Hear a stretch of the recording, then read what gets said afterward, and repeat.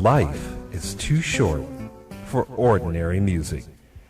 Jazz on WRFG, Atlanta.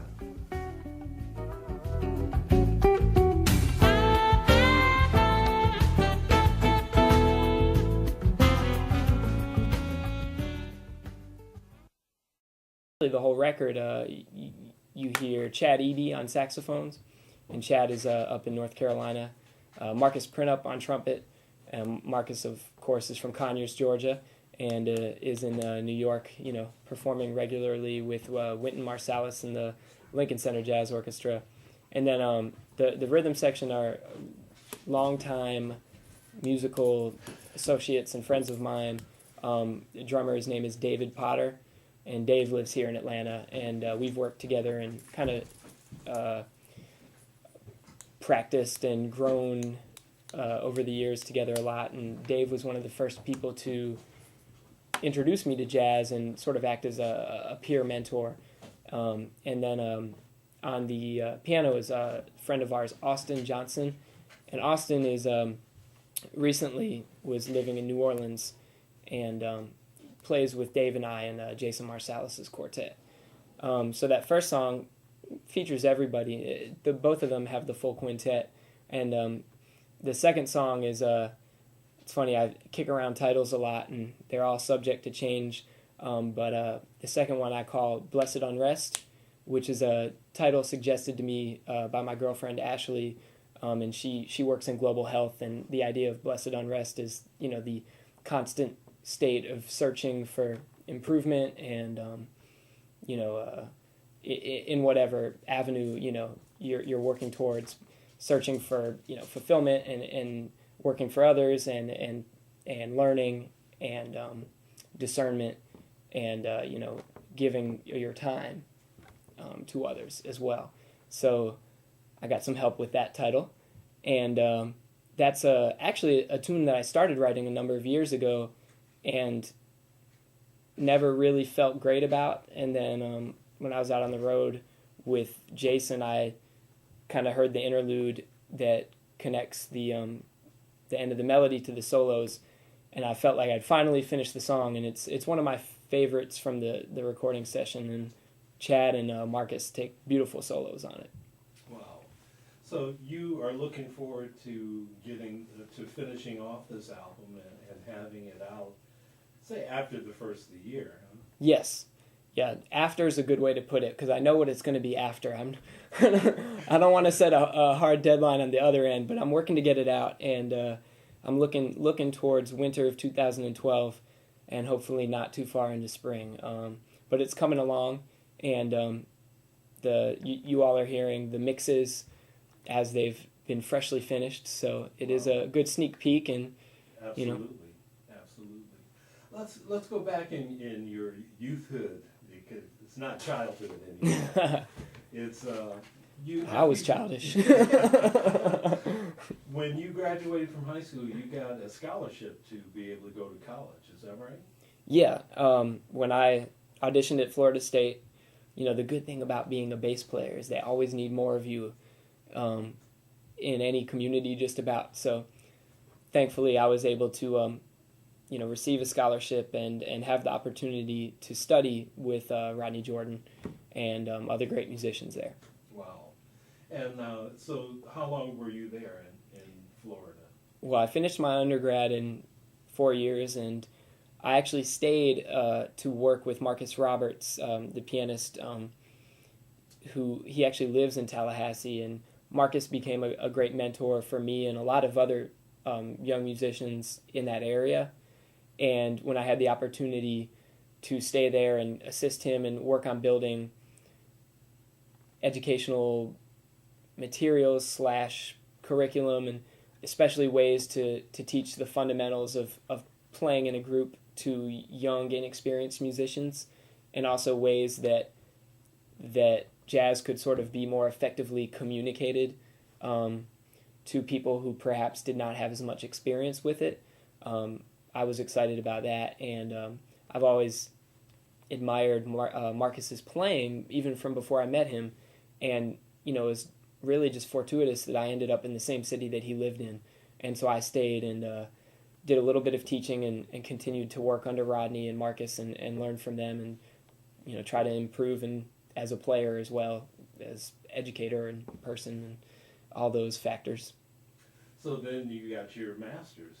Yes, I did receive a master's at that point, and that was finished up in the summer of '08, and then played a few gigs and, you know, did some really glamorous jobs following grad school, you know, worked at a telephone survey company, worked in a music store selling print music, you know, lots of living the dream basically. And so I saved a little money and I moved to Atlanta at the beginning of 2009, which I was very excited to do. And you also mentioned Kevin Bales.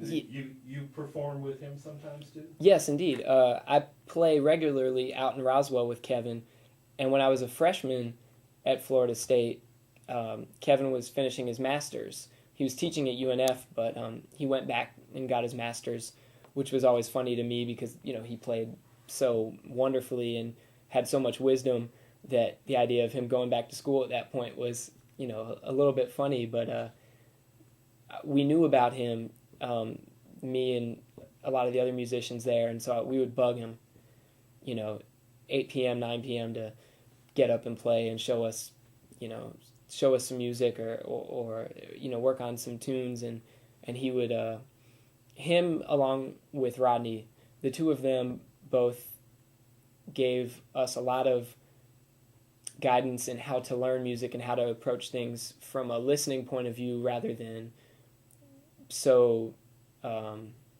much by rote or the formalized sort of structures that are often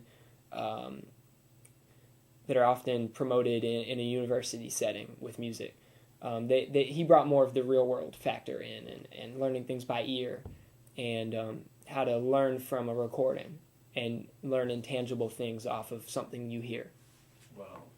He's an awesome pianist, I'm telling you. He has, in fact, didn't he play at the Atlanta Jazz Festival this past year? He played at the Atlanta Jazz Festival, and one of my, he also played at the Savannah Jazz Festival.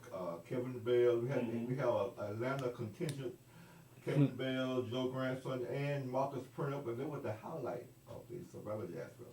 And that was last year, right? Or this past year? That was in 2010. Oh, okay.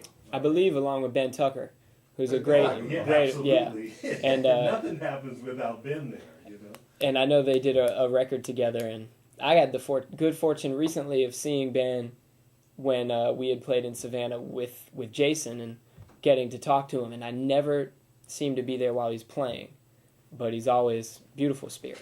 Yeah, absolutely. Had to throw in a little shout out to Ben there.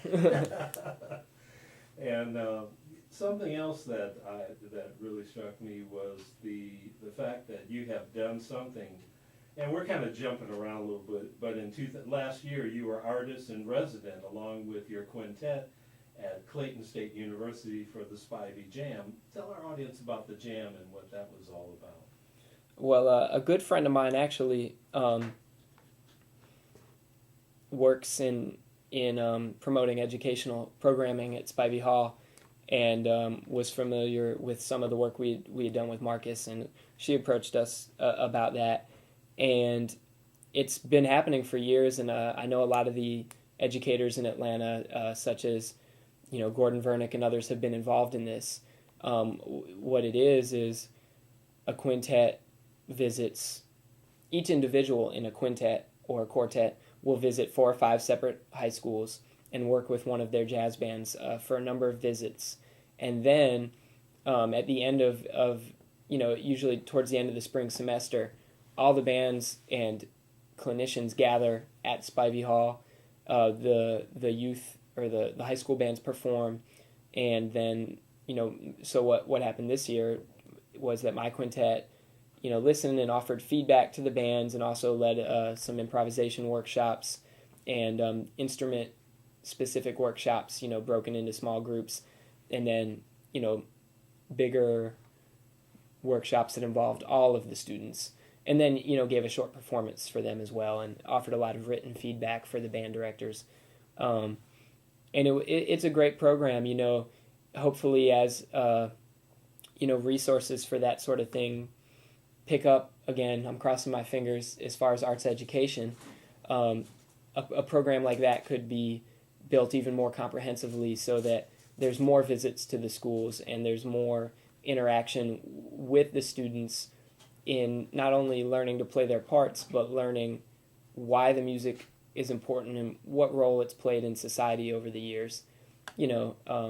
Music has a lot to offer, so in the sense that you can learn history, you can learn, what social movements it was a part of, you can learn, what was its role culturally as far as social functions, dancing, family life, on the streets, all sorts of things. And so a program like this is a wonderful, beginning to what could be some, more extensive outreach. It's something to build upon, I think. Absolutely. And I'm thrilled with your involvement, with the youth, because that's something that is very, very needed here in Atlanta. Well, I wish I could do more, and anyone who says I wish I could do more can do more. So it's something that I look forward to being more active in. It's something also that I feel at this point perhaps I've probably run my mouth about, and now it's time to step up in the action side of things, And I'm looking for this record to be perhaps a means to more effectively involve myself in that arena. Sometimes just having a record is an easier way to approach someone and demonstrate what you may have to offer, or to give an idea of what you're describing, what it actually sounds like, and how you could connect that to a possible idea for education or outreach. And that's one of the I want to make an album that allows me to make those connections, and so I'm looking forward to when it's ready, to approaching, having it be a bit of an icebreaker to approach people in related to the educational community, and not just in schools, but perhaps community centers, or something more informal that could be a gathering of people in another capacity. It's something that I'll have to narrow down, but I was able to make, and I'll be finishing the record based on support that I received from a Kickstarter campaign online. I'm glad you brought that up, because I saw that you had done a fundraising campaign to be able to put this together. Now, how'd you go about doing that? That's interesting. Well, it was kind of a tough decision because I wasn't immediately comfortable asking for money, and one of the ways that I will feel better about that is by involving the musicians that made the record with me and others that I play with and myself, using the record as a point of contact to reach out into different communities and not just book concerts, but more interactive events that may serve a more educational purpose, host some discussions, things like that, and finding the right venues for those sorts of ideas. And so I felt like if I was going to ask for contributions, that not only should I give rewards, here's a free CD for contributing, here's a mention in the liner notes, but also something that, may offer a contribution elsewhere, just rather than a direct exchange of the donator and me, but maybe offer a little something to the community at large.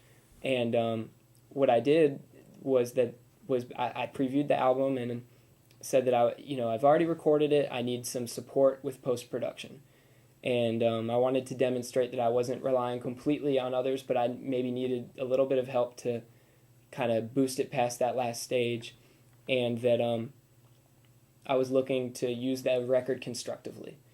And people were very generous. It was wonderful.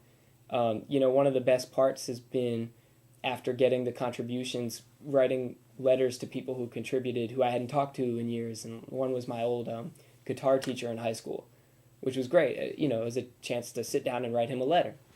And maybe had this not happened, I may not have written that letter. And which is a shame. But Yeah. it was nice to open some of those lines of communication. And I do feel like that now, putting out the record, there's a small group of people who are invested and that I'm able to have a dialogue with and, you know, offer them a little bit of something for their contributions. Absolutely. Why don't we stop here and play another cut from some of the tracks that you brought in for us, and then we'll be right back. This is 89.3 WRFG. Hello, I'm bassist Will Goble. Join Captain Mello and Brother Ralph Rice every Monday at 10 p.m. at WRFG 89.3.